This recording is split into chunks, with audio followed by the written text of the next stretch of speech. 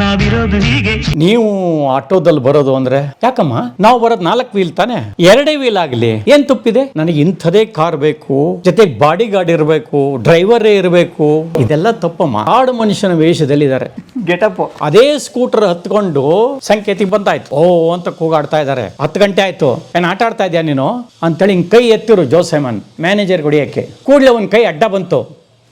ಚಾಕು ಚೇನು ನನ್ನ ಎಡಗೈಯಿ ಬಲಗೈಯಿ ರೇವರ್ಸಿ ಮೈಯಿ. ಸ್ನೇಹಿತರೆ ಎಲ್ರಿಗೂ ನಮಸ್ಕಾರ. ನಮ್ಮ ಜೊತೆಗೆ ಮಂಜಯ್ಯ ಸರ್ ಇದ್ದಾರೆ. KV ಮಂಜಯ್ಯನವರು ಕನ್ನಡ ಚಿತ್ರರಂಗದ ಹಿರಿಯ ಕಲಾವಿದರು. ಶಂಕರ್ನಾಗ್ ಸರ್ ಜೊತೆಗೆ CBI ಶಂಕರ್ ಸಿನಿಮಾದಲ್ಲಿ ಅಭಿನಯಿಸ್ತಿದ್ದಂತಹ ಹಿರಿಯ ಕಲಾವಿದರು. ಜೊತೆಗೆ ಸುಮಾರು 400ಕ್ಕೂ ಹೆಚ್ಚು ಸಿನಿಮಾಗಳ ನಿರ್ಮಾಣ ನಿರ್ವಾಹಕರು, ಪ್ರೊಡಕ್ಷನ್ ಮ್ಯಾನೇಜರ್ ನಮ್ಮ ಮಂಜಯ್ಯನವರು. ಒಂದು ರೀತಿ ಸುಮಾರು 40 ವರ್ಷಗಳ ಚಿತ್ರರಂಗದ ನಡೆದಾಡುವ ವಿಶ್ವಕೋಶ ಅಂತ ಕರಿಬೋದು ಸರ್ನ. ಅಷ್ಟು ವಿಷಯಗಳು ಗೊತ್ತು, ಸಿನಿಮಾದ ಹಲವು ವಿಭಾಗಗಳು ಗೊತ್ತು. ಯಾಕೆಂದರೆ ಅವರು ಬರೀ ಕಲಾವಿದರಾಗಿದ್ದರೆ ಗೊತ್ತಾಗ್ತಿರ್ಲಿಲ್ವೇನೋ, ಆದರೆ ಅವರು ಮ್ಯಾನೇಜರ್ ಆದ ಕಾರಣಕ್ಕೆ ಮ್ಯಾನೇಜರ್ಗೆ ಒಬ್ಬ ಸಿನಿಮಾ ವಿಭಾಗದ ಪ್ರತಿಯೊಂದು ಗೊತ್ತಿರಬೇಕು. ಹೇಗೆ ನಿರ್ದೇಶಕರಿಗೆ ಸಿನಿಮಾ ಪ್ರತಿಯೊಂದು ವಿಭಾಗ ಗೊತ್ತಿರಬೇಕಲ್ಲ, ಸಿನಿಮಾ ನಿರ್ದೇಶಕರಿಗೆ ಮ್ಯಾನೇಜ್ಮೆಂಟ್ನ ಎಷ್ಟೋ ವಿಷಯ ಗೊತ್ತಿರೋಲ್ಲ, ಅದು ಗೊತ್ತಿರಲಿ. ಆದರೆ ನಿರ್ಮಾಣ ನಿರ್ವಾಹಕರಿಗೆ, ಪ್ರೊಡಕ್ಷನ್ ಮ್ಯಾನೇಜರ್ಗೆ ಎಲ್ಲವೂ ಗೊತ್ತಿರುತ್ತೆ. ಸೊ ಅಷ್ಟು ವಿಷಯಗಳನ್ನು ತಿಳ್ಕೊಂಡಿರುವಂಥವ್ರು, ಅಷ್ಟು ವಿಭಾಗದಲ್ಲಿ ಕೆಲಸ ಮಾಡಿರೋರು ನಮ್ಮ ಮಂಜಯ್ಯ ಸರ್. ಅನೇಕ ರೋಚಕವಾದ ಅನುಭವಗಳು, ಚಿತ್ರರಂಗದ ಅನುಭವ, ಚಿತ್ರರಂಗ ಹೇಗೆ ಬೆಳೆದು ಬಂತು ಅಂತ ತಿಳ್ಕೊಳ್ಳೋಕೆ ಕೂಡ ಈ ಸಂದರ್ಶನಗಳು ಸರಣಿ ಸಹಾಯ ಆಗ್ಬೋದು ಅಂತ ಹೇಳ್ತಾ, ಮೊದಲು ಇದು 4ನೇ ಸರಣಿ ಸ್ನೇಹಿತರೆ. ಇದು ನಾವು 3 ಸಲ ಮಂಜಯ್ಯ ಅವ್ರನ್ನ ಕಲಾ ಮಾಧ್ಯಮಕ್ಕೆ ಆಹ್ವಾನಿಸಿದ್ವಿ, ಬಂದಿದ್ರು ಪ್ರೀತಿಯಿಂದ, ಮತ್ತೆ ಬಂದಿದ್ದಾರೆ. ಸರ್, ಯುಗಾದಿ ಹಬ್ಬದ ಹಾರ್ದಿಕ ಶುಭಾಶಯಗಳು ತಮಗೆ. ಧನ್ಯವಾದಗಳು. ನಿಮಗೂ ಅದನ್ನೇ ಹೇಳಿ ಬಯಸ್ತೀನಿ. ಧನ್ಯವಾದ. ಎಲ್ರಿಗೂ ಯುಗಾದಿ ಹಬ್ಬದ ಶುಭಾಶಯಗಳು. ಮೊಟ್ಟ ಮೊದಲು ಈ ಸರಣಿ ಶುರು ಮಾಡೋಕ್ಕೆ ಮೊದಲೇ ಸರ್ ಅವ್ರ ಅನುಮತಿ ಕೇಳಿನೇ ಈ ವಿಷಯ ನಿಮ್ಗೆ ಹೇಳಬೇಕು. ಸ್ವರೂಪ್ ನಾಡಗೌಡ ಅಂತ ಹೇಳಿ, ಸ್ವರೂಪ್ ನಾಡಗೌಡ ಅಂತ ಅವ್ರ ಹೆಸರು. ಅವರು ಉತ್ತರ ಕರ್ನಾಟಕದ ವಿಜಯಪುರ, ಬಿಜಾಪುರ ಜಿಲ್ಲೆಯವರವರು. ಅವರು ಅಮೇರಿಕಾದಲ್ಲಿ ಕೆಲಸ ಮಾಡ್ತಾರೆ, US ಅವರು ಮಂಜಯ್ಯ ಅವರ ದೊಡ್ಡ ಅಭಿಮಾನಿಗಳವಂತೆ. ಅವರು ನನಗೆ ಕರೆ ಮಾಡಿ, ಪರಮ್ ದಯವಿಟ್ಟು ನಿಮ್ಗೆ ಸ್ವಲ್ಪ ಹಣ ಕೊಡ್ತೀನಿ, ಅವರಿಗೆ ತಲುಪಿಸಿ ಅಂತಂದರು. ನಾನು ಆಗ್ಬೋದು ಸರ್ ಅಂತ ಹೇಳಿದ್ದಕ್ಕೆ ಅವರು 10,000 ರೂಪಾಯಿಗಳನ್ನು ನನ್ನ ಖಾತೆಗೆ ಟ್ರಾನ್ಸ್ಫರ್ ಮಾಡಿದರು. ಸೊ ಅದನ್ನು ನಾನು ಯಥಾವತ್ತು ಸರ್ ಅವ್ರಿಗೆ ಕಳಿಸ್ಕೊಟ್ಟಿದ್ದೀನಿ. ಅವರು, ಸರ್ ಇದು ನನ್ನ ನಾನು ಅವ್ರಿಗೇನೋ ಕೊಡ್ತಾ ಇರೋಂಥದ್ದಂತಲ್ಲ ಸರ್, ಅವ್ರ ಅಭಿಮಾನಕ್ಕೆ, ಅವ್ರ ಸಿನಿಮಾ ನೋಡಿ ಬೆಳೆದ ಹುಡುಗ ನಾನು. ಜೊತೆಗೆ ಅವ್ರ ಸಂದರ್ಶನಗಳು ನಿಮ್ಮಲ್ಲಿ ಸುಮಾರು ಒಂದು 25 ಸಂಚಿಕೆ ತುಂಬ ಚೆನ್ನಾಗಿ ಬಂತು. ಅವ್ರಿಗೋಸ್ಕರ ನನ್ನೊಂದು ತುಂಬ ಅಳಿಲು ಸೇವೆ ಅಂತ ಹೇಳಿ ಕೊಟ್ಟಿರೋದನ್ನು. ಹಾಗಾಗಿ ಸ್ವರೂಪ್ ನಾಡಗೌಡ ಅವರಿಗೆ ಕಲಾ ಮಾಧ್ಯಮದ ಪರವಾಗಿ ಅನಂತ ಧನ್ಯವಾದ. ನಿಮ್ಮ ಕಲಾ ಪ್ರೀತಿಗೆ, ಯಾಕಂದರೆ ನೀವು ಹೊರ ನಾಡಿನಲ್ಲಿರೋವಂಥವ್ರು, ಹೊರ ದೇಶದಲ್ಲಿ ಇರುವಂಥವ್ರು, ಕನ್ನಡ ನಾಡನ್ನು ಬಿಟ್ಟು, ಆದರೆ ಅಲ್ಲಿದ್ದು ಕನ್ನಡದ ಸಂದರ್ಶನಗಳನ್ನು ನೋಡ್ತಾ, ಕನ್ನಡದ ಕಲಾವಿದರೊಬ್ಬರ ಬದುಕನ್ನು ಕೇಳ್ತಾ, ಅದಕ್ಕೆ ಸ್ಪಂದಿಸಿ ಅವ್ರಿಗೊಂದು ಆರ್ಥಿಕ ಸಹಾಯ ಮಾಡಬೇಕು ಅಂತ ನಿಮ್ಮ ಮನಸ್ಸಿನಲ್ಲಿ ಬಂತಲ್ಲ, ಹ್ಯಾಟ್ಸ್ ಆಫ್, ನಿಮ್ಗೊಂದು ಹ್ಯಾಟ್ಸ್ ಆಫ್ ಅಂತ ಹೇಳ್ತೀನಿ. ಸರ್, ಏನಂತೀರಿ? ಸ್ವರೂಪ್ ಅವ್ರಿಗೊಂದು ಧನ್ಯವಾದ ನಿಮ್ಮ ಕಡೆಯಿಂದ. ಸ್ವರೂಪ್ ನಾಡಗೌಡ ಅವರಿಗೆ ಈ ಮೂಲಕ ಅನಂತ ಧನ್ಯವಾದಗಳನ್ನು ಹೇಳ್ತಾ ಇದ್ದೀನಿ. ನಿಮಗೆ ದೇವರು ಎಲ್ಲ ರೀತಿ ಆರೋಗ್ಯ, ಐಶ್ವರ್ಯ, ನೆಮ್ಮದಿ, ಸುಖ, ಸಂತೋಷ ಎಲ್ಲವನ್ನೂ ಕೊಡಲಿ ಅಂತ ಆ ಭಗವಂತನಲ್ಲಿ ಕೇಳ್ಕೊತೀನಿ. ನಿಮ್ಮಂಥ ಅಭಿಮಾನಿ ದೇವರುಗಳ ಒಂದು ಆಶೀರ್ವಾದ, ಬೆಂಬಲ ಇದ್ದರೆ ಮಾತ್ರ ನನ್ನಂಥ ಒಬ್ಬ ಚಿಕ್ಕ ಕಲಾವಿದ ಎಷ್ಟೇ ಕಷ್ಟಗಳಿದ್ರೂ ದಾಟ್ಕೊಂಡು ಮುಂದೆ ಒಂದು ಏನು ಹೇಳ್ತಾರೆ, ಆಶಾ ಭಾವನೆಯಿಂದ ಜೀವನವನ್ನು ಮುಂದುವರಿಸ್ಕೊಂಡು ಹೋಗೋಕ್ಕೆ ಅನುಕೂಲ ಆಗತ್ತೆ ಅಂಥೇಳಿ ಈ ಮೂಲಕ ನಾನು ಹೇಳೋಕ್ಕೆ ಇಷ್ಟಪಡ್ತೀನಿ. ನಿಮಗೆ ಅನಂತ ಧನ್ಯವಾದಗಳು. ಸ್ವರೂಪ್ ಅವ್ರಿಗೆ ಮಾತ್ರ ಧನ್ಯವಾದ ಹೇಳಿದ್ರು ಅಂತ ಯಾರು ಭಾವಿಸ್ಬೇಕಾಗಿಲ್ಲ. ಇವರ ಸಂದರ್ಶನ ನೋಡ್ತಿರುವ ಪ್ರತಿಯೊಬ್ಬರು ಅಭಿಮಾನಿ ದೇವರುಗಳೇ. ಹಾಗಾಗಿ ಎಲ್ರಿಗೂ ನನ್ನ ಕಡೆಯಿಂದ, ಸರ್ ಕಡೆಯಿಂದ ಧನ್ಯವಾದ. ಅಂದ್ರೆ ಇದು ಡೆಫಿನೆಟ್ ಆಗಿ ಸೂಸೈಡ್ ಅಲ್ಲ, ಮರ್ಡರ್ ಅಂತೀರಾ? No doubt about it. ಈಗ ಮೊದಲಿಗೆ ನನ್ನ ಎಲ್ಲ ಅಭಿಮಾನಿ ದೇವರುಗಳಿಗೆ ಹಾಗೂ ಕಲಾ ಮಾಧ್ಯಮದ ವೀಕ್ಷಕರಿಗೆ ಹಾಗೂ ಪ್ರತಿಯೊಬ್ಬ ನಾಗರಿಕರಿಗೆ ಪರಾಭವ ನಾಮ ಸಂವತ್ಸರದ ಶುಭಾಶಯಗಳು. ನಿಮಗೆಲ್ಲರಿಗೂ ದೇವರು ಆಯಸ್ಸು, ಆರೋಗ್ಯ ಎಲ್ಲವನ್ನು ಕೊಟ್ಟು ಕಾಪಾಡಲಿ. ಈ ಒಂದು ಯುದ್ಧ ಏನು ನಡೀತಾ ಇದೆ ಅದು ನಿಂತು ಹೋಗಲಿ. ಯಾಕೆಂದರೆ ಇದು ಸರಿಯಿಲ್ಲ. ಎಲ್ಲ ಮುಂದುವರೆದ ರಾಷ್ಟ್ರಗಳು ಕೂಡ ಒಂದು ಸಹೋದರತ್ವದಿಂದ ಸಹಬಾಳ್ವೆ ಮಾಡೋಕ್ಕೆ ಹೊರತು ಈ ರೀತಿ ಯುದ್ಧವನ್ನು ಮಾಡೋದ್ರಿಂದ ಏನಾಗುತ್ತೆ, ಪ್ರತಿಯೊಂದು ವಿಭಾಗದಲ್ಲೂ ತೊಂದರೆ ಆಗ್ತಾನೆ ಹೋಗುತ್ತೆ. ಅದರಿಂದ ನಮ್ಮ ಜೀವನಕ್ಕೆ ಕುತ್ತು ಬರುತ್ತೆ. ಇದನ್ನು ದಯವಿಟ್ಟು ನಿಲ್ಲಿಸಬೇಕು ಅಂತ ಈ ಮೂಲಕ ಕೇಳ್ಕೊಳ್ತೇನೆ. ಇನ್ನೊಂದು ವಿಷಯ ಏನಂತಂದರೆ, ಕೆಲವು ಕಾಮೆಂಟ್ಸ್ಗಳೆಲ್ಲ ಬಂದಿದೆ. ನಾನು ಹಿಂದೆ ಹೇಳಿದ ಹಾಗೇ ಆ ಒಂದು ನಿಮ್ಮ ಕೌಂಟ್ರ್ ಏನಿದೆ ಅದಕ್ಕೆ ನಾನು ತುಂಬ ಆಭಾರಿಯಾಗಿದ್ದೀನಿ, ಧನ್ಯವಾದ ಹೇಳ್ತೀನಿ. ಅದರಲ್ಲಿ ಮೊದಲನೇ ಒಂದು ಪಾಯಿಂಟ್ ಅಂತಂದರೆ, ನಮ್ಮ ಮಹಾರಾಜ ದಿವಂಗತ ಶ್ರೀಕಂಠದತ್ತ ಒಡೆಯರ್ ಅವ್ರದ್ದು. ಅವರು ನನ್ನ ಕಾಲೇಜ್ ಮೆಟ್ ಆಗಿದ್ರು ಅಂತೆಲ್ಲ ಹೇಳ್ಕೊಂಡಿದ್ದೀನಿ. ಅದೇ ಒಂದು ಹುಮ್ಮಸ್ಸಲ್ಲಿ ಏನೋ ಮಾತಾಡ್ತಾ ಏಕವಚನ ಬಂದ್ಬಿಟ್ಟಿದೆ. ಅದನ್ನ ತುಂಬ ಜನ ಕಾಮೆಂಟ್ಸ್ ಮಾಡಿದ್ದಾರೆ. ಇದು ನೀವು ಮಾತಾಡಿ ಸರಿ ಇಲ್ಲ, ನಾವು ಮೈಸೂರಿನವರು ಅವ್ರನ್ನ ದೇವ್ರ ಥರ ನೋಡ್ತಾ ಇದ್ದೀವಿ, ನೀವು ಏಕವಚನ ಉಪಯೋಗಿಸಿದ್ದು ನಮಗೆಲ್ಲ ತುಂಬ ನೋವಾಯಿತು ಅಂತ. ಅದಕ್ಕೆ ನಾನು ಈ ಮೂಲಕ ಮೊದಲನೇದಾಗಿ ತಮ್ಮೆಲ್ಲರ ಕ್ಷಮೆಯನ್ನು ಕೇಳ್ತಾ ಇದ್ದೀನಿ. ಅದಕ್ಕೆ ಕೌಂಟ್ರಾಗಿ ಒಬ್ಬರು ಮಂಡ್ಯದವ್ರು ಹೇಳಿದ್ದಾರೆ, ಮಹಾರಾಜರು ದೇವರು ಸಮಾನ ಒಪ್ಕೋತೀನಿ, ಅವರು ರಾಜಕೀಯಕ್ಕೆ ಆಮೇಲೆ 75,000 ಫಿಕ್ಸ್ ಆಗಿದ್ದಂಥ ಲೊಕೇಶನ್ಗೆ 1.5 ಲಕ್ಷ ಕೇಳಿದ್ದು ಬಿಸ್ನೆಸ್ ಮೈಂಡಾಗಿ ತಪ್ಪು. ಆದ್ದರಿಂದ ಅವರು ಕ್ಷಮೆ ಯಾಚಿಸುವಂಥ ಒಂದು ಪ್ರಮೇಯ ಇಲ್ಲ ಅಂತ ಸಪೋರ್ಟ್ ಮಾಡಿದ್ದಾರೆ. ಅದೇನೇ ಇರಲಿ, ಒಬ್ಬೊಬ್ಬರ ಅಭಿಪ್ರಾಯ ಒಂಥರ, ಅವತ್ತೇ ನಾನು ಹಿಂದೆ ಹೇಳಿದ ಹಾಗೆ 5 ಬೆರಳು ಒಂಥರ ಇಲ್ಲ, ಒಬ್ಬೊಬ್ಬರ ಅಭಿಪ್ರಾಯ ಒಂಥರ ಇರುತ್ತೆ. ಆದರೂ ಮತ್ತೊಮ್ಮೆ ಮಗದೊಮ್ಮೆ ಎಲ್ಲರ ಮುಖಾಂತರ ಹಾಗೂ ಇದುವರೆಗೂ ನಾನು ಮಾಡಿರ್ತಕ್ಕಂಥ ಎಲ್ಲ ಎಪಿಸೋಡ್ಗಳಲ್ಲಿ ಯಾವ್ಯಾವ ಒಬ್ಬ VIP ಗಳಿಗಾಗಲಿ, ಕಲಾವಿದರಿಗಾಗಲಿ, ತಂತ್ರಜ್ಞರಿಗಾಗಲಿ, ಬೇರೆ ಯಾರಿಗೇ ಇರಬಹುದು, ನಾನು ಏಕವಚನದಲ್ಲಿ ಆ ಒಂದು ಫ್ಲೋನಲ್ಲಿ ಹುಮ್ಮಸ್ಸಲ್ಲಿ ಮಾತಾಡ್ಕೊಂಡು ಹೋಗಿದ್ದರೆ ಈ ಮೂಲಕ ಎಲ್ಲರಿಗೂ ಕೂಡ ನಾನು ಕ್ಷಮೆಯನ್ನು ಕೇಳ್ತಾ ಇದ್ದೀನಿ. ಅದಕ್ಕೆ ಹಾಲಿನಲ್ಲಿ ವಿಷ ಹಾಕಿ ಸಾಯಿಸಿದೆ.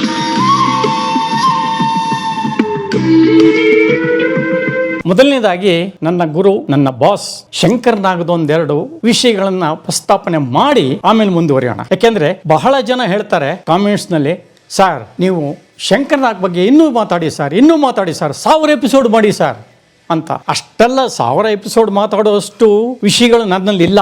ನಾನು ಹಾಗೂ ಕೆಲವ್ರನ್ನೆಲ್ಲ ಭೇಟಿ ಮಾಡಬೇಕು ಅಂತ ಇದ್ದೀನಿ, ವಿಷಯಗಳನ್ನ ಕಲೆಕ್ಟ್ ಮಾಡೋಕ್ಕೆ ಶಂಕರ್ನಾಗ್ ಬಗ್ಗೆ. ನೋಡೋಣ, ಇನ್ನೂ ಸಮಯ ಸಿಕ್ಕಿಲ್ಲ ನನಗೆ.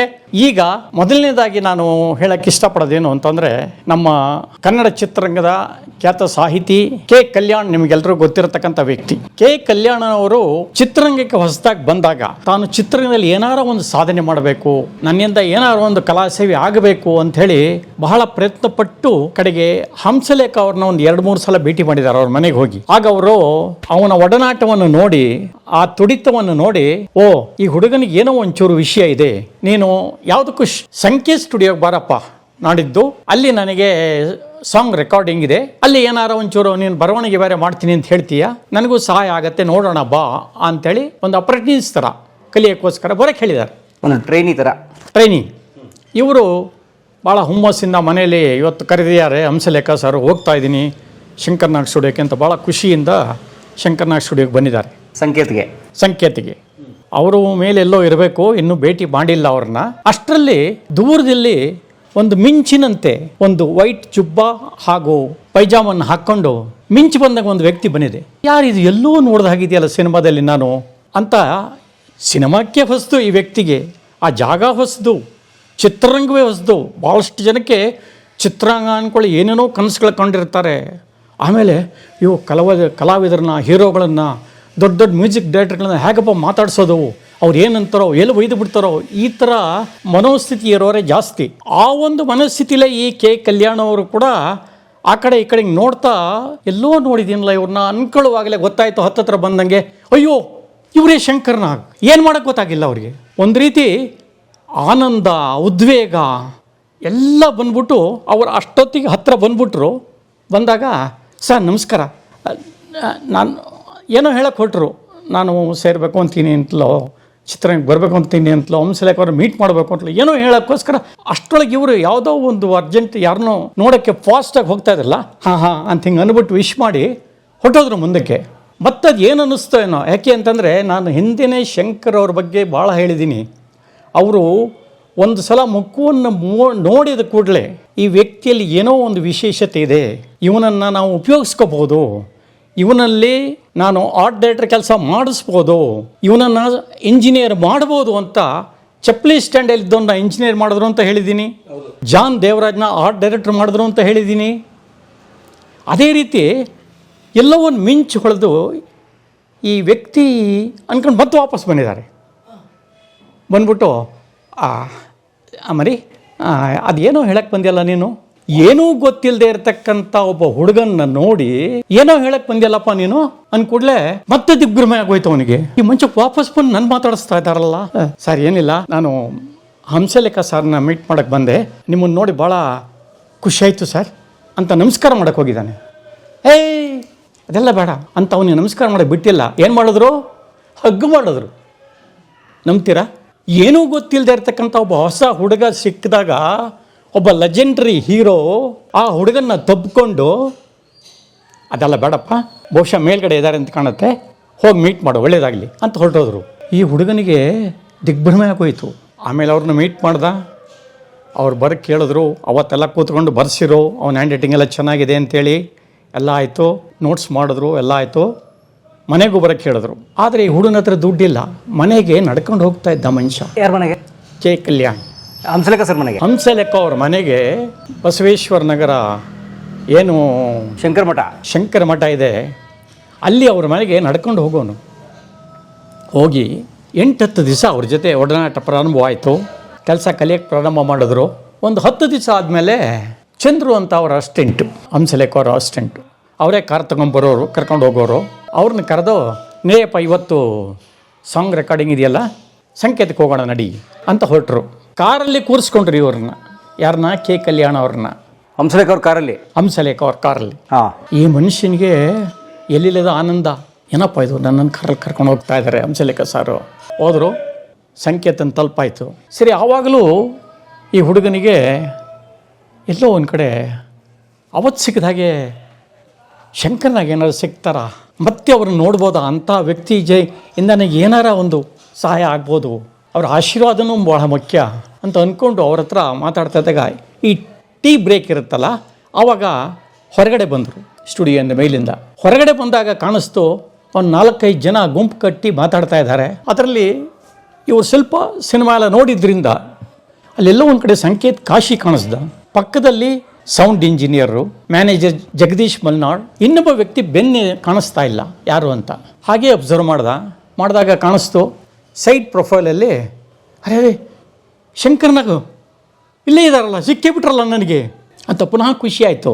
ಏನೋ ಮಾತಾಡ್ತಾ ಇದ್ದಾರೆ, ನಾನು ಹೋಗಿ ಮಧ್ಯದಲ್ಲಿ ಡಿಸ್ಟರ್ಬ್ ಮಾಡಿದ್ರೆ ತಪ್ಪಾಗತ್ತೆ ಅಂತ ಅಲ್ಲೇ ನಿಂತ್ಕೊಂಡ್ರು 1-2 ನಿಮಿಷ. ಅವ್ರ ಮಾತುಕತೆ ಎಲ್ಲ ಮುಗೀತು. ಅವ್ರು ಹೊರಟರು. ಇವರು ಸ್ಟುಡಿಯೋ ಒಳಗಡೆ ಮೇಲ್ಗಡೆಯಿಂದ ಆಫೀಸ್ ಇದೆ, ಅಲ್ಲಿಗೆ ಅಂತ ಹಿಂಗೆ ಶಂಕರ್ ಮೂವ್ ಮಾಡಿದವರು ಈ ಹುಡುಗನ ನೋಡಿಕೊಳ್ಳೆ ಮತ್ತೆ ನಿಂತು ಬಿಡೋದ.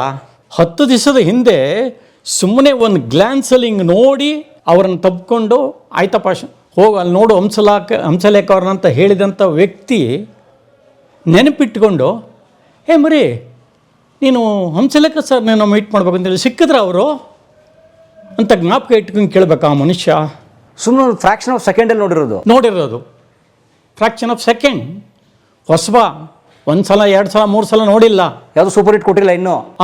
ಅಥವಾ ನಮ್ಮ ಚರಣ್ ರಾಜ್ ಅವರು ಅವಾಗ ಹೋಗಿ ನಿರ್ದೇಶಕರನ್ನ ನೋಡಿ ನನಗೊಂದು ಅವಕಾಶ ಕೊಡಿ, ನಾನು ಒಬ್ಬ ಸಿಂಗರು ಅಂತ ಏನು ಹೇಳ್ತಾನೆ, ಆ ರೀತಿ ಒಂದು ಒಡನಾಟನೂ ಆಗಿಲ್ಲ.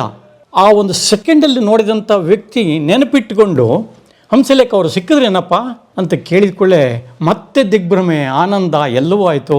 ಸಿಕ್ಕಿದ್ರು ಸರ್, ಈಗ 8 ದಿವಸದಿಂದ ಅವ್ರ ಜೊತೆನೇ ಕೆಲಸ ಮಾಡ್ತಾಯಿದ್ದೀನಿ ಸರ್, ಧನ್ಯವಾದಗಳು ಸರ್ ಅಂತ ಹೇಳ್ದ. ಆಯ್ತಪ್ಪ ಒಳ್ಳೇದಾಗಲಿ ಅಂತ ಆಫೀಸ್ಗೆ ಹೋದರು. ಇವ್ರು ಇನ್ನೊಂದು ಗೇಟಿಂದ ಹೋಗಿ ಹಂಸಲೇಖರ ಜೊತೆ ಜಾಯಿನ್ ಆದರು. ಇದು ಆದಂಥ ಒಂದು ವಿಶೇಷವಾದಂಥ ಶಂಕರ್ ನಾಗ್ ಅವರಂಥ ಒಂದು ಮೇರು ನಟರ ಒಂದು ಗುಣ. ಆಟೋ ರಿಕ್ಷಾ ಓಡಿಸ್ತಿದ್ದೀರಾ? ಯಾಕೆ? ಓದಿದ್ದು ವಿದ್ಯೆ ಕಲಿಯೋಕ್ಕೆ, ಇದು ಹೊಟ್ಟೆಪಾಡಿಗೋಸ್ಕರ. ಎರಡನೇದು Tara madam, national award winner Tara Anuradha ಅವರು, ಎಲ್ರಿಗೂ ಗೊತ್ತಿರ್ತಕ್ಕಂಥ ನಟಿನೇ. ಅವರು ಒಂದು ಸಿನಿಮಾದಲ್ಲಿ ಶಂಕರ್ನಾಗ್ ಜೊತೆನೆ ಪಾತ್ರ ಮಾಡ್ತಾ ಇದ್ರು. ಅವರು ಹೇಳಿದ ಸಮಯಕ್ಕಿಂತ ಇನ್ನೂ 5 ನಿಮಿಷ ಯಾವಾಗಲೂ ಬೇಗ ಬರ್ತಕ್ಕಂಥ ಶಂಕರ್ನಾಗ್ ಅವತ್ತು 10 ನಿಮಿಷ ಆದರೂ ಹೇಳಿದ ಟೈಮಿಗೆ ಬಂದಿಲ್ಲ. ಶಂಕರ್ ಸರ್ ಹೇಳಿದ ಟೈಮ್ಗೆ 5 ನಿಮಿಷ ಮೊದಲೇ ಇರೋರು ಸೆಟ್ಟಲ್ಲಿ.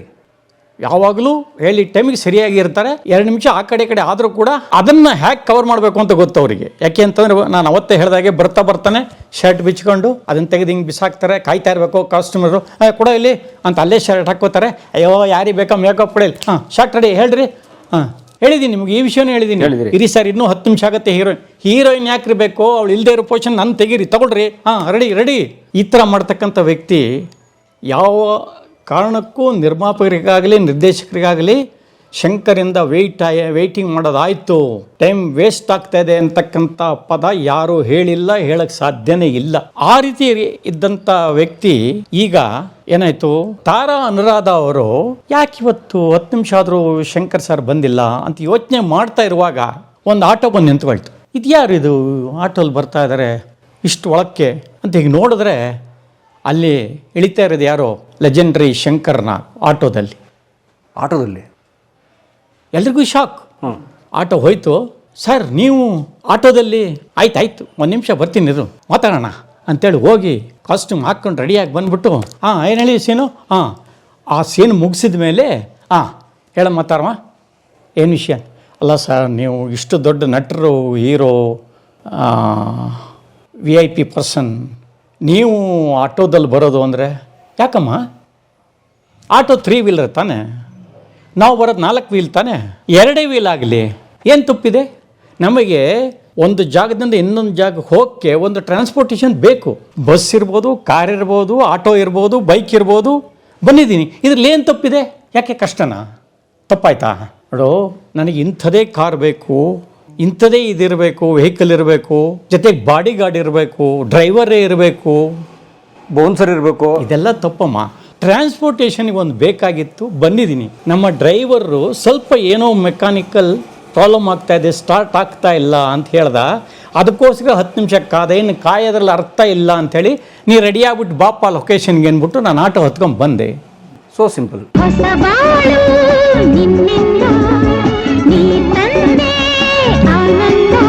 ಈ ಥರ 2 ವೀಲರ್ಲಿ ಬಂದಂಥ ಅನೇಕ ಉದಾಹರಣೆಗಳು ಕೂಡ ಇದೆ. ಅದನ್ನು ಈಗಲೇ ಹೇಳ್ಬಿಡ್ತೀನಿ. ಒಂದ್ಸಲ ಸಂಖ್ಯೆ ಸ್ಟುಡಿಯೋದಲ್ಲಿ ತುಂಬ ಬ್ಯುಸಿ ಇತ್ತು. ಅವಾಗ ಬ್ಯುಸಿ ಇದ್ದಾಗ ಏನಾಯಿತು, ನಮ್ಮ ಜೋ ಸೈಮನ್ ಇತ್ತೀಚೆಗೆ ತೀರ್ಕೊಂಡಂಥ ಲೆಜೆಂಡರಿ ಡೈರೆಕ್ಟರ್, ಹಾಗೂ ನಿಮಗೂ ಗೊತ್ತು ಕಲಾ ಮಾಧ್ಯಮದಲ್ಲಿ ಕೂಡ ಒಳ್ಳೆ ಇಂಟರ್ವ್ಯೂ ಎಲ್ಲ ಕೊಟ್ಟಿದ್ದಾರೆ. ಅವರು ಒಂದು ಸಿನಿಮಾ ಮಾಡ್ತಾ ಇದ್ದಾರೆ. ಅವರಿಗೆ ಡಬ್ಬಿಂಗಿಗೆ ಥಿಯೇಟ್ರ್ ಬೇಕು, ಯಾವ ಥಿಯೇಟ್ರು ಖಾಲಿ ಇಲ್ಲ. ಅವರಿಗೆ ಸಂಕೇತ ಬೇಕು. ಬಂದು ಮ್ಯಾನೇಜರ್ ಶಂಕರ್ ಅಂತ ನನ್ನ ಆಪ್ತ, ಹಿಂದೆ ಹೇಳಿದ್ದೀನಿ ನಾನು, ನರಸಿಂಹ ಮತ್ತು ಶಂಕರ್ ಅವ್ರ ಜೊತೆ ನಾನು ಬ್ರಹ್ಮಚಾರಿ ಆಗಿದ್ದಾಗ ಒಟ್ಟಿಗೆ ಇದ್ವು. ಆಗ 7 ಲಕ್ಷಕ್ಕೆ ಮನೆ ಅವಕಾಶ ಬಂದರೂ ಕೂಡ ತಗೊಳ್ಳಿಲ್ಲ ನಾವು ಅಂತೆಲ್ಲ ಹೇಳಿದ್ದೀನಿ. ಅದೇ ಶಂಕರ್ ಅವರು ಸಂಕೇತಲ್ಲಿದ್ದಾಗ, ಸಂಕೇತ್ ಶಂಕರ್, ಸುಮಾರು 1 ವರ್ಷ ಆಗಿತ್ತು ಅವರಲ್ಲಿ ಮ್ಯಾನೇಜರಾಗಿ ಸೇರಿಕೊಂಡು. ಸೊ ಇನ್ನೂ ಅದರ ಕಂಪ್ಲೀಟು ಒಂದು ಇದು ತಗೊಂಡಿರಲಿಲ್ಲ ಅವರು. ತೊಂದರೆಗಳಾದಾಗ ಅಥವಾ ಕ್ಲ್ಯಾಶ್ ಆದಾಗ ಯಾವ ಥರ ಹ್ಯಾಂಡಲ್ ಮಾಡಬೇಕು ಅದೆಲ್ಲ ಇನ್ನೂ ಗೊತ್ತಾಗಿರಲಿಲ್ಲ. ಇವ್ರು ಬಂದರು, ಜೋಸೆಮನ್ನು ನನಗೆ ಥಿಯೇಟ್ರ್ ಬೇಕಪ್ಪ ಡಬ್ಬಿಂಗು. ಸರ್ ಡೇ ಟೈಮ್ ಎಲ್ಲ ಪೂರ ಎಂಗೇಜ್ ಆಗೋಗಿದೆ ಸರ್, ನೀವು ಏನಾರು ಮಾಡ್ಕೊಳ್ಳೋಂಗಿದ್ರು ರಾತ್ರಿ ಮಾಡ್ಕೋಬೇಕಷ್ಟೇ. ನಮ್ಮಲ್ಲಿ 2-3 ಜನ ಇಂಜಿನ್ಗಳಿದ್ದಾರೆ, ಅವರು ಶಿಫ್ಟಲ್ಲಿ ಕೆಲಸ ಮಾಡ್ತಾರೆ, ತೊಂದರೆ ಇಲ್ಲ, ನೀವು ಮಾಡ್ಕೋಬೋದು ಅಂತ ಹೇಳಿದರು. ಹೌದಾ, 7 ಗಂಟೆ ಶುರು ಮಾಡ್ಬೋದಾ ಸಾಯಂಕಾಲ? ಇಲ್ಲ ಸರ್, ಅವರೆಲ್ಲ 9 ಗಂಟೆ ತನಕನೇ ಮಾಡುವಂಥವ್ರು. ರಾತ್ರಿ 9 ಗಂಟೆ ಮೇಲೆ ನೀವು ಮಾಡ್ಕೋಬೋದು ಸರ್, ಆನ್ ಒನ್ ಕಂಡೀಷನ್. ಕೆಲವು ಸಲ ರೀ ರೆಕಾರ್ಡಿಂಗ್ ಆದರೆ ಇದೊಂದು ರೀಲ್ ಮುಗಿಸ್ಬೋಣ ಅಂಥೇಳಿ 9:30, 10 ಆದರೂ ಆಗ್ಬೋದು. ಕರೆಕ್ಟ್, ಆ ರೀಲ್ ಮುಗಿಬೇಕು, ಯಾಕಂದ್ರೆ ಅರ್ಧಕ್ಕೆ ಬಿಟ್ಟು ಹೋಗಂಗಿಲ್ಲ. ಅಥವಾ ಸಾಂಗ್ ರೆಕಾರ್ಡಿಂಗ್ ಮಾಡುವಾಗ ಒಂದು 2 ಟೇಕ್ ಆಗಿರುತ್ತೆ, ಫೈನಲ್ ಟೇಕ್ ಆಗಿರಲ್ಲ, 9 ಗಂಟೆ ಆಗೋಗ್ಬಿಟ್ಟಿರುತ್ತೆ. ಅವತ್ತು ಮುಗಿಸ್ಲೇಬೇಕು ಅದನ್ನು. ಎಲ್ಲ ಮ್ಯೂಸಿಷಿಯನ್ಸ್ನ ಮತ್ತೆ ಕರೆಯೋಕ್ಕಾಗಲ್ಲ. ಸೊ ಇನ್ನೊಂದು ಮೋರ್ ಮಾಡಿ ಅದನ್ನೆಲ್ಲ ರಿವೈಂಡ್ ಮಾಡಿ ಚೆಕ್ ಮಾಡೋದ್ರೊಳಗೆ 10 ಗಂಟೆಗೆ ಹೋಗುತ್ತೆ ಅಥವಾ 10:15 ಆಗುತ್ತೆ. ಹಾಗಾಗಿ ಆನ್ ಡಾಟ್ 9 ಗಂಟೆಗೆ 5 ನಿಮಿಷ ಇರೋ ಹಂಗೆ ಹೊರಗಡೆ ಬಂದ್ಬಿಟ್ಟು ನೀವು 9ಕ್ಕೆ ಶುರು ಮಾಡ್ಕೊಳ್ಳಿ ಸರ್, ನಿಮ್ಮ ಟೈಮ್ ಇದು ಅಂತ ಹೇಳೋಕ್ಕಾಗಲ್ಲ ಸರ್. 5 ನಿಮಿಷ ಹಿಂದೆ ಮುಂದೆ ಆಗುತ್ತೆ. ಒಪ್ಪಿಗೆನಾ? ಹಾಂ ಆಯ್ತಪ್ಪ ಮಾಡ್ತೀವಿ. ಸರಿ ಸರ್, ಹಾಗಾದರೆ ಯಾವಾಗ ಶುರು? ನಾಳೆಯಿಂದಲೇ ಶುರು ಮಾಡ್ತೀವಿ. ಆಯಿತು. ಮಾರನೇ ಇದೇನಾಗಿದೆ, ಹಂಸಲೇಖ ಅವ್ರದ್ದೇ ಸಾಂಗ್ ರೆಕಾರ್ಡಿಂಗ್ ನಡೀತಾ ಇದೆ. ಅಂದರೆ ಹಂಸಲೇಖ ಸರ್ ಸಂಕೇತದಲ್ಲಿ ಫಿಕ್ಸ್ ಆಲ್ಮೋಸ್ಟ್. ಕೆಲವು ನಿರ್ಮಾಪಕರು ನಾವು ಬುಕ್ ಮಾಡಿರೋದೇ ಚಾಮುಂಡೇಶ್ವರಿ ಅಥವಾ ಪ್ರಸಾದಲ್ಲಿ ಅಂದಾಗ ಹೋಗ್ತಿದ್ರೆ ಹೊರತು ಹಂಸಲೇಖ ಅವರಿಗೆ ಫಸ್ಟ್ ಪ್ರಿಫರೆನ್ಸ್ ಸಂಕೇತ್. ಯಾಕೆ? ಕಾರಣ ಏನಾರು ಇತ್ತಾ? ಕಾರಣ ಏನಿಲ್ಲ, ಅವ್ರಿಗೇನೋ ಒಂದು ಶಂಕರ ಬಗ್ಗೆ ಅಭಿಮಾನ. ಆಮೇಲೆ ನಾನು ಹಿಂದೆ ಹೇಳಿದಾಗೆ ಒಂಚೂರು ಎಲ್ಲೋ ಒಂದು ಕಡೆ ಬೇಸರ ಆಗಿ ಇದು ಸರಿ ಇಲ್ಲ ಸ್ಟುಡಿಯೋ ಅದು ಇದು ಅನ್ನೋ ಥರ ಭಾವನೆಗಳು ಬಂದ್ಬಿಟ್ಟಿತ್ತು ಸಂಕೇತ್ ಮೇಲೆ. ಅದನ್ನು ಸರಿ ಮಾಡಬೇಕು ಅಂತಲೇ ನಾನು ಒಂದ್ಸಲ ನಿಮಗೆ ಎಕ್ಸಾಂಪಲ್ ಕೊಟ್ಟಿದ್ದೀನಿ. ಸಾಂಗ್ ರೆಕಾರ್ಡಿಂಗ್ ಬಂದ್ಬಿಟ್ಟು ಇದು ಹೇಗಿದೆ ಕೇಳಿ ಅಂದಾಗ ಅಲ್ಲಿ ಬಂದಂಥ ನಿರ್ದೇಶಕರುಗಳು, ಹೇ ಸೂಪರ್ ಸರ್, ಎಲ್ಲಿ ಮಾಡಿರಿ? ಮಡ್ರಾಸ್. ನಾನು ಹೇಳಿಲ್ವ ಸರ್ ಮಡ್ರಾಸಲ್ಲೇ ಮಾಡ್ಬೇಕು? ಇಲ್ಲೇ ಸಂಕೇತಲ್ಲೇ ಮಾಡಿದ್ರಿ ಅಂತ ಹೇಳಿದ್ರು ಅಂತ ಕೂಡ ಎಕ್ಸಾಂಪಲ್ ಕೊಟ್ಟಿದ್ದೀನಿ ನಾನು. ಹಾಗೆ ಆ ಒಂದು ಇದಕ್ಕೋಸ್ಕರ ಅವರು ಹೆಚ್ಚಿಗೆ ಅಲ್ಲಿ ಪ್ರಿಫರ್ ಮಾಡ್ತಾಯಿದ್ರು ಸಂಕೇತನ. ಸೊ ಹಂಸಲೇಖ ಅವ್ರ ರೆಕಾರ್ಡಿಂಗ್ ಹಂಸಲೇಖ ಅವ್ರದ್ದು ನಡೀತಾ ಇದೆ. ಇವರು ಎಲ್ಲ ಬಂದಿದ್ದಾರೆ, ನಮ್ಮ ಜೋಸೈಮನ್ ಕಡಿಯವರು. ಅವರು ಸೇಫ್ಟಿಗೆ ಅಕಸ್ಮಾತ್ ಬೇಗ ಮುಗುತ್ತೆ ಅಂತ 8 ಗಂಟೆಗೆ ಬಂದು ಕಾಯ್ತಾ ಇದ್ದಾರೆ. 8:15 ಆಯಿತು, 9 ಆಯಿತು, 9:15 ಆಯಿತು, ಇನ್ನೂ ಥಿಯೇಟ್ರ್ ಖಾಲಿ ಆಗಿಲ್ಲ. ಮ್ಯಾನೇಜಿಂಗ್ ಕರ್ಬಿಟ್ಟು, ಏನಪ್ಪ ಇದು, ನಾವು ಹೇಳಿದ್ದೀವಿ ಅರ್ಜೆಂಟ್ ಇದೆ ನಮಗೆ, ನೆಕ್ಸ್ಟ್ ವೀಕ್ ಒಳಗೆಲ್ಲ ಫುಲ್ ರೆಡಿ ಮಾಡಿ, ಅದು ನೆಕ್ಸ್ಟ್ ವೀಕ್ ನಾವು ಇದನ್ನು ಇಟ್ಕೊಂಡಿದ್ದೀವಿ, ರೀ ರೆಕಾರ್ಡಿಂಗ್ ಅಷ್ಟೊಳಗೆ ರೆಡಿ ಮಾಡ್ಬೇಕು ನಾವು. ಏನು ನೀವು ಹಿಂಗೆ ಮಾಡಿಬಿಟ್ರೆ ಹಂಗೆ ಹಿಂಗೆ ಅಂತ ಕೂಗಾಡಿದ್ದಾರೆ. ಹೊಸಬಾವರೆ ಇವನು ಶಂಕರ್ರು ಮ್ಯಾನೇಜರು. ಇವನು ಅಂತ ಯಾಕೆ ಹೇಳ್ತಾ ಇದ್ದೀನಿ ಅಂತ ಮತ್ತೆ ನೀವು ಕಾಮೆಂಟ್ ಹಾಕಬೇಡಿ. ಅವನು ನನ್ನ ಆಪ್ತ ಗೆಳೆಯ. ಶಂಕರು ನಾನು ಏನೋ ಬಾರೋ ಫ್ರೆಂಡ್ಸ್. ಆ ಪೋಸ್ಟ್ ಕೂಡ ನಾನೇ ಕೊಡಿಸಿದ್ದು. ನನಗೆ ಆಫರ್ ಕೊಟ್ಟರು ಶಂಕರ್ ಅವರು ಮ್ಯಾನೇಜರ್ ಆಗುವಂಥ ಸಂಕೇತಲ್ಲಿ. ಶಂಕರ್ನಾಗ್ ಸರ್? ಹಾಂ, ಶಂಕರ್ನಾಗ್ ಅವರು. ಸರ್ ನಾನು ಸಿನಿಮಾದಲ್ಲಿ ಮ್ಯಾನೇಜರ್ ಆಗಿ ಸೈಡಲ್ಲಿ ಆ್ಯಕ್ಟಿಂಗ್ ಮಾಡ್ಕೊಂಡು ಹೋಗ್ತೀನಿ ಹೊರತು ಇಲ್ಲಿ ಥಿಯೇಟ್ರಿಗೆ ಮ್ಯಾನೇಜರ್ ಆಗ್ಬಿಟ್ರೆ ನಾನು ಆ್ಯಕ್ಟಿಂಗ್ ಕತೆ ಏನು ಸರ್, ನನಗೆ ಕಷ್ಟ ಆಗುತ್ತೆ ಸರ್. ನಮ್ಮ ಹುಡುಗ ಇದನ್ನೆಲ್ಲ ಬೇಕಾದ್ರೆ ನೋಡಿ, ಅವನು ಗ್ರ್ಯಾಜುಯೇಟೇ. ಆ ಶಂಕರ್ಗೆ ಈ ಶಂಕರ್ನ ಇಂಟ್ರೊಡ್ಯೂಸ್ ಮಾಡಿದ್ದೆ ನಾನು. ಸೊ ಇವನಿಗೆ ಸ್ವಲ್ಪ ಇವ್ರ ಕೂಗಾಟ ಎಲ್ಲ ನೋಡಿ ಏನು ಮಾಡೋದು ಗೊತ್ತಾಗ್ತಾ ಇಲ್ಲ. ಶಂಕರ್ ಅವರು ಯಾವಾಗ ಎಲ್ಲೇ ಇರಲಿ ಪ್ರತಿಯೊಂದು ಕೂಡ ರಿಪೋರ್ಟ್ ಮಾಡೋರು ಸಂಕೇತಿಗೆ. ಆಮೇಲೆ ಶಂಕರ್ ಅವ್ರು ಯಾವಾಗ ಸಂಕೇತಿಗೆ ಬರ್ತಾರೆ ಯಾವಾಗ ಹೋಗ್ತಾರೆ ಹೇಳೋಕ್ಕಾಗ್ತಿರ್ಲಿಲ್ಲ. ಒಂದೊಂದು ಸಲ ಬೆಳಿಗ್ಗೆನೇ ಬಂದ್ಬಿಟ್ಟು ಇಲ್ಲೆಲ್ಲ ಫಾಲೋ ಮಾಡ್ಕೊಂಡು ಶೂಟಿಂಗ್ ಹೋಗೋರು, ಅಥವಾ ಶೂಟಿಂಗ್ ಮುಗಿಸ್ಕೊಂಡ್ಮೇಲೆ ಸಂಕೇತಿಗೆ ಬರೋರು. ಇನ್ನು ಕೆಲವು ಸಲ ಪಕ್ಕದಲ್ಲೇ ಲೊಕೇಶನ್ನು, ಪ್ಯಾಲೇಸು ಆ ಥರ ಏನಾರ ಇತ್ತು ಅಂತಂದರೆ ಬ್ರೇಕ್ ಟೈಮಲ್ಲಿ, ನಿಮಗೆ ಹಿಂದೆ ಹೇಳಿದ್ದೀನಿ, ಬ್ರೇಕ್ ಟೈಮಲ್ಲಿ ಹೋಗ್ಬಿಟ್ಟು ವಿಧಾನಸೌಧ ಕೆಲಸ ಮುಗಿಸ್ಕೊಂಬಂದ್ಬಿಟ್ರು ಅಂತ. ಆ ಥರ ಆ 1 ಅವರ್ಲಿ ಅವ್ರಿಗೆ ಊಟ ಬೇಡ ತಿಂಡಿ ಬೇಡ, ಆ 1 ಅವರ್ ಬಂದ್ಬಿಟ್ಟು ವಿಸಿಟ್ ಮಾಡಿ ಸಂಕೇತ ಮುಗಿಸ್ಕೊಂಬಿಡೋರು. ಈ ರೀತಿ ಇದ್ದಂಥ ವ್ಯಕ್ತಿ ಅವತ್ತು ಎಲ್ಲಿದ್ದಾರೆ ಅನ್ನೋ ವಿಷಯ ಕೂಡ ಶಂಕರ್ ಅವರಿಗೆ ಗೊತ್ತು. ಆ ಶಂಕರ್ ವಿಷಯ ಈ ಶಂಕರಿಗೆ ಗೊತ್ತು.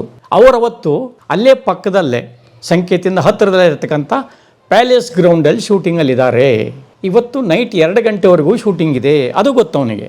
ಇದು ಯಾಕೋ ಇವ್ರದ್ದು ಗಲಾಟೆಗಳು ಜಾಸ್ತಿ ಆಗ್ತಾ ಇದೆ, ನನಗೆ ಹ್ಯಾಂಡಲ್ ಮಾಡೋಕ್ಕೆ ಕಷ್ಟ ಆಗ್ತಾ ಇದೆ ಅಂತ ಏನು ಮಾಡ್ದ, ಇಮ್ಮಿಡಿಯೇಟಾಗಿ ಸ್ಕೂಟರ್ ತಗೊಂಡು ಪ್ಯಾಲೇಸ್ಗೆ ಹೊರಟೋದ. ಯಾರೋ ಮ್ಯಾನೇಜರ್, ಸರ್ 10 ನಿಮಿಷ ವೆಯ್ಟ್ ಮಾಡ್ತಾಯಿರಿ ಅಂತೇಳಿ ಹೊರಟೋದ. ಯಾಕಂದರೆ ಅವಾಗ ಮೊಬೈಲ್ ಇಲ್ಲ, ಫೋನ್ ಕಮ್ಮಿ. ಹಾಂ, ಮೊಬೈಲ್ ಇದ್ದರೆ ಎಲ್ಲ ಕತೆಗಳು ಮುಗಿದೋಗಿರೋ ಅವಾಗ. ಅದಿಲ್ಲ. ಹೋದ, ಹಿಂಗಾಗಿದೆ ಸರ್, ತುಂಬ ಗಲಾಟೆ ಮಾಡ್ತಾ ಇದ್ದಾರೆ, ಏನು ಮಾಡಬೇಕು ಗೊತ್ತಾಗ್ತಾ ಇಲ್ಲ ಸರ್, ನಾನು ಬೇರೆ ಹೊಸಬ, ದಯವಿಟ್ಟು ನೀವು 2 ನಿಮಿಷ ಬಂದು ಹೋಗ್ಬೇಕು ಸರ್. ಕೂಡಲೇ ಡೈರೆಕ್ಟ್ರಿಗೆ ನಾನೊಂದು 15-20 ನಿಮಿಷ ಹೊರಗಡೆ ಹೋಗಿ ಬರ್ಬೋದಾ? ಪರವಾಗಿಲ್ಲ ಸರ್, ಇನ್ನೂ ಟೈಮ್ ಇದೆ, ಅರ್ಧ ಗಂಟೆ ಟೈಮ್ ಇದೆ, ನೀವು ಆರಾಮಾಗಿ ಹೋಗಿ ಬನ್ನಿ ಸರ್ ಅಂದರು ಡೈರೆಕ್ಟ್ರು. ಸೊ ಈ ಥರ ಕೇಳೋರು, ಪರ್ಮಿಷನ್ ಕೇಳೋರು ಡೈರೆಕ್ಟರ್ನ, ಪ್ರೊಡ್ಯೂಸರ್ಸ್ನ. ನಾನು ಸೂಪರ್ ಸ್ಟಾರ್ ಅಪ್ಪ, ಬೇರೆ ಬ್ರೇಕ್ ಒಂದು ಅರ್ಧ ಗಂಟೆ ನಾನು ಹೋಗಿ ಬರ್ಬೇಕ್ರಿ, ಕೆಲಸ ಇದೆ ಅರ್ಜೆಂಟು ಅನ್ನೋರು, ಅಥವಾ ಇವತ್ತು ಪ್ಯಾಕಪ್ ಮಾಡ್ಕೊಂಬಿಡ್ರಿ ನಾಳೆ ನೋಡ್ಕೊಂಡು ಅಂದ್ಬಿಟ್ಟಿರೋರು ಬೇರೆ ಕಲಾವಿದರಾಗಿದ್ದಾರೆ. ಇವ್ರು ಹಂಗಲ್ಲ, ನಾನು 15-20 ನಿಮಿಷದಲ್ಲಿ ಬರ್ತೀನಿ, ಆಗಬಹುದಾ ಅಂತ ಕೇಳಿದ್ದಾರೆ. ಅಯ್ಯೋ ಅರ್ಧ ಗಂಟೆ ಟೈಮ್ ಇದೆ ಸರ್, ಹೋಗಿ ಬನ್ನಿ ಸರ್. ಅವರು ಯಾವ ಥರದಲ್ಲಿದ್ದಾರೆ, ಕಾಡು ಮನುಷ್ಯನ ವೇಷದಲ್ಲಿದ್ದಾರೆ. ಗೆಟಪ್ಪು ಅವ್ರ ಕಾರಾಗಲಿ ಕಂಪ್ನಿ ಕಾರಾಗಲಿ ಕೇಳಲಿಲ್ಲ. ಶಂಕರ್ ಸ್ಕೂಟ್ರಲ್ಲಿ ಬಂದಿದ್ಯಾ ತಾನೆ, ನಡಿ.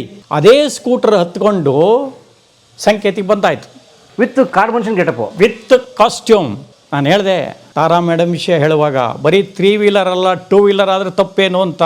ಸೊ 2 ವೀಲರ್ ಸ್ಕೂಟ್ರ್ ಹತ್ಕೊಂಡು ಬಂದಾಯಿತು ಸಂಕೇತಿಗೆ. ಅಲ್ಲಿಂದ ಹತ್ರ ಇಲ್ಲಿ ಕಾಯ್ತಾ ಇದ್ದಾರೆ ಇವರು. ಅಷ್ಟೊತ್ತಿಗಾಗಲೇ 10 ಗಂಟೆ ಆಗ್ತಾ ಬಂತು. ಓ ಅಂತ ಕೂಗಾಡ್ತಾ ಇದ್ದಾರೆ.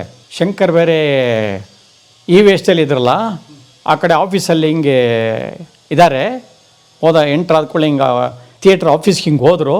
ಅವ್ರಿಗೆ ಗೊತ್ತಿಲ್ಲ, ಏನಪ್ಪ ನೀನು 10 ಗಂಟೆ ಆಯಿತು, ಏನು ಆಟ ಆಡ್ತಾ ಇದೆಯಾ ನೀನು ಅಂತೇಳಿ ಹಿಂಗೆ ಕೈ ಎತ್ತಿರು ಜೋಸೆಮನ್. ಯಾರಿಗೆ?